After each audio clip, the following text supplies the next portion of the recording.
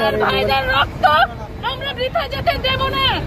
আমরা যাদেরকে হারিয়েছি তারা আমাদের এই দেশের সন্তান, আমাদের ভাই, আমাদের বোন, যারা কথা বলেছে সবাইকে তুলে নিয়ে গেছে। আমরা যদি আমাদের ভাইদের পাশে নাই দাঁড়াইতে পারি, আমরা যদি দুই কথা নাই বলতে পারি, কথা বললে আমাদের গ্রেফতার করে ফেলবে, কথা বললে আমাদের কারাগারে নিয়ে ঢুকাই দিবে। আমরা যদি আমাদের অধিকার নিয়ে নাই বাঁচতে পারি, এই কুলাঙ্কার দেশে আমরা বাঁচতে চাই না। যদি জীবন দিতে হয় দিয়ে দিব।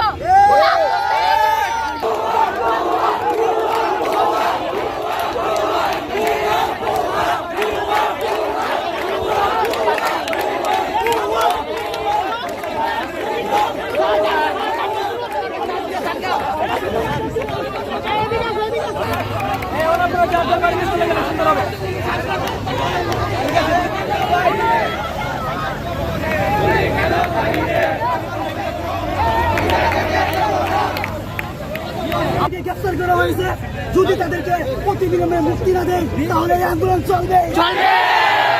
অসহযোগের আন্দোলন আছে, আপনারা সেই আন্দোলনে যোগদান করবেন এবং আমাদেরকে সর্বাত্মক সহযোগিতা করবেন। সার্বিক পরিস্থিতি ভালো, মহাসড়ক অবরোধের মতো কোনো ঘটনা ঘটেনি।